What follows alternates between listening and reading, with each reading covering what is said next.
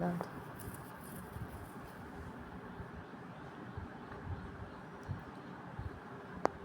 ওইখানে এইখানে এখানে শ্বশুরি দিতে হবে। না না, আমি আমি এইখানে দিই, এইখানে দিই, এইখানে দিই। না না, হাতের উপরে দিত। ও আচ্ছা, এখানেই দিতে হবে, এখানে দিতে হবে এইরকমভাবে। তুমি কতক্ষণ হাতটা উঠিয়ে থাকবে? এখানে দিই, ওখানে নয়। আচ্ছা, এখানে।